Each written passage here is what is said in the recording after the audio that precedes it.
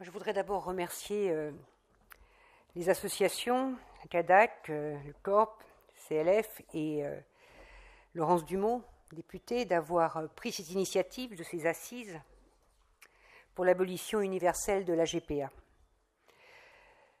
Françoise Héritier nous a appris que le rapport au corps des femmes était à la base des inégalités dont elles sont victimes depuis des siècles. Elles seules disposent du pouvoir d'enfanter. Quelles que soient les régions du monde, leur histoire, leurs coutumes, le patriarcat n'a eu de cesse de contester la liberté et l'émancipation des femmes en leur niant justement le droit à la maîtrise de leur maternité. Nous savons ici, tous et toutes, les luttes qui ont été nécessaires pour accéder à ce droit. Le combat des femmes pour l'accès à la contraception, pour obtenir le droit d'interrompre une grossesse a été long, mais il a permis que des mobilisations aboutissent à des lois et que les femmes, s'appuyant sur des lois, continuent à gagner de nouveaux acquis.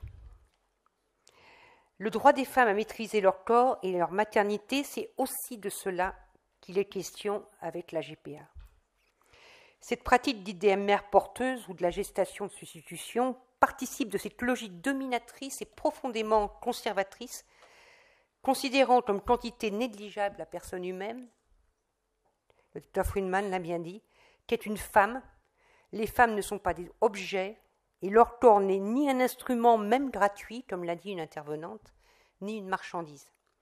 Loin de constituer un pas vers l'égalité des couples et des personnes, la GPA conduit de fait à nier la personne censée porter un enfant pour autrui, en faisant d'une partie d'elle-même un objet à louer, à prêter ou à vendre. Le désir d'enfant ne peut être satisfait dans la négation des droits des femmes. La science nous permet d'aller loin dans le possible, comme cela a été dit, mais tout n'est pas possible.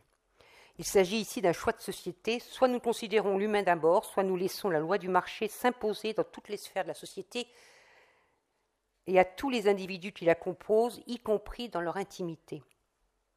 Je considère pour ma part que l'humanité ne pourra avancer qu'en conjuguant bien sûr le progrès, mais aussi avec la liberté et l'égalité. En tant que femmes et hommes politiques, nous avons une grande responsabilité dans cet objectif.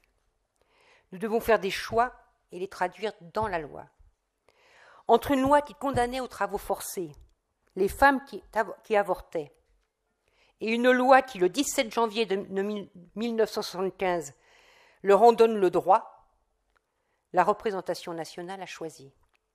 Sur la GPA, il en est de même. Nous devons nous prononcer et nous devons gagner en effet par cette mobilisation internationale de nombreuses assemblées représentatives à se prononcer pour l'abolition universelle de la GPA.